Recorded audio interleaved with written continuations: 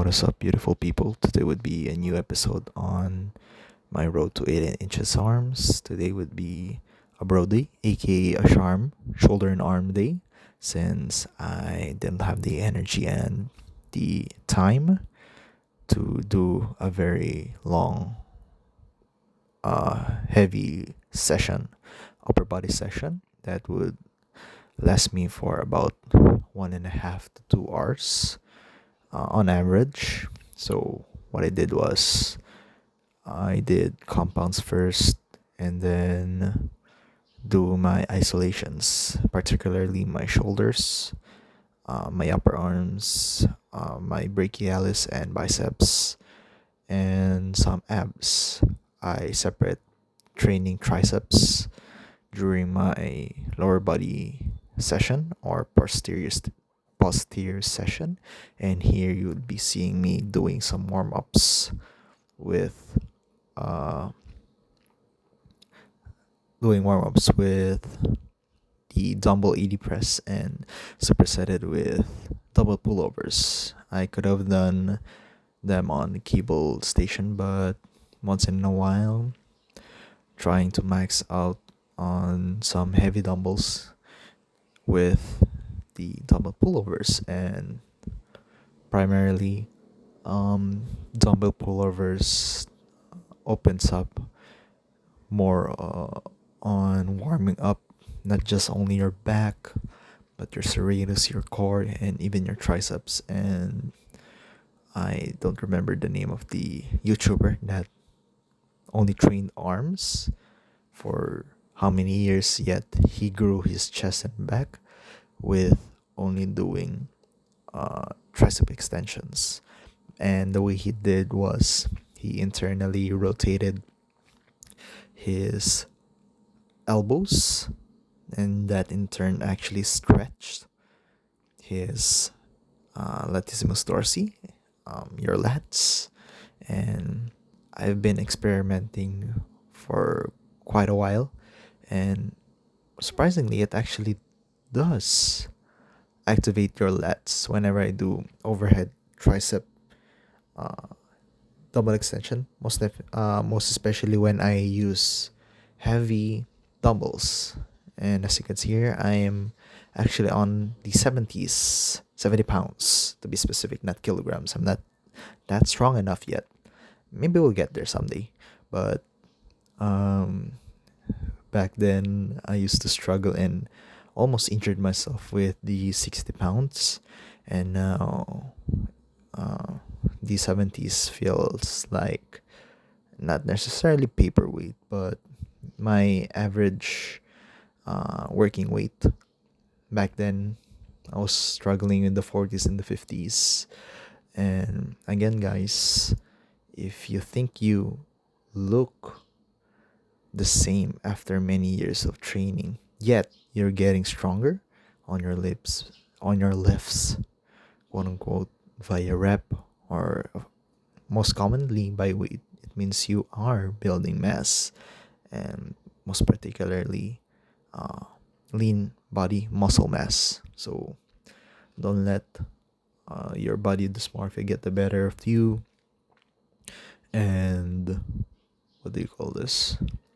Don't let social media feed you into thinking that you are not worthy enough, despite all of your efforts, all of your lifts, all of your personal records, all of your reps, weights achieved through hard work, discipline, dedication, and consistency.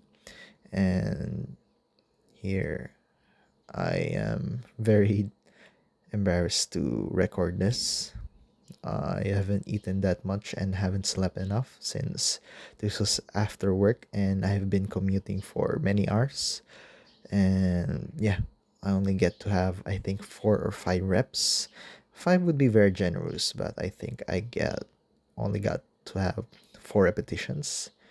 And so it was a total of 135 each side. So in combination, 270 pounds.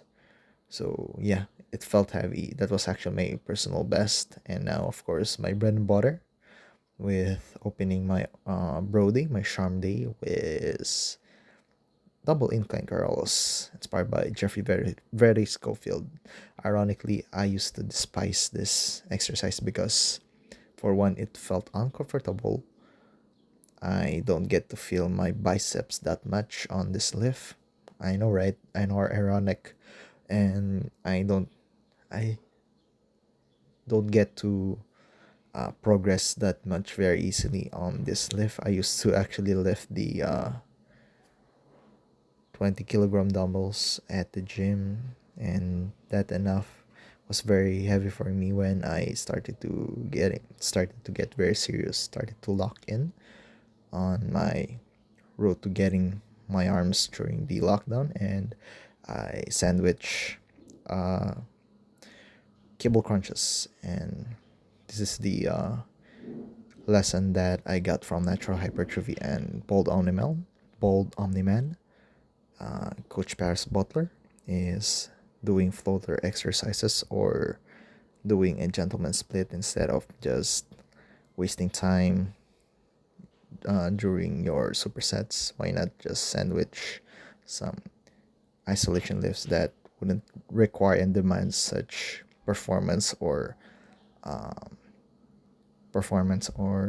work capacity, such as doing calves, your abs, whatsoever, and so on. And I'm doing uh, dumbbell upright rows.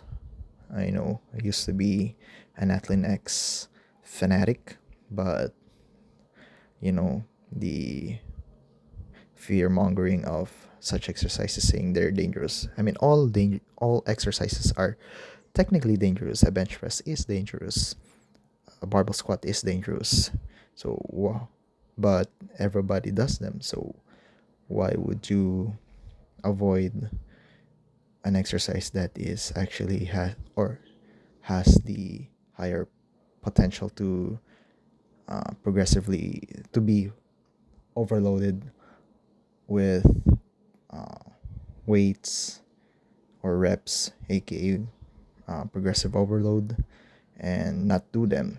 I mean, as Uncle Romy used to say, uh, rowing weights on an upright position is kind of quote unquote based or very manly, so to speak. And as an end result, you would get massive delts and massive traps. I mean, who doesn't want those combinations of mountain meats? And here I'm doing cable station, uh, alternating it with the generic dumbbell hammer curls. Sorry, what did I say before? So yeah, then supersetting it with some rear delt flies. I used to also rotate real delt flies with skiers, as I've learned with Jeffrey Verity Schofield. And I think this would be the last superset that I will be doing since the gym is already closing. So I am on a crunch time.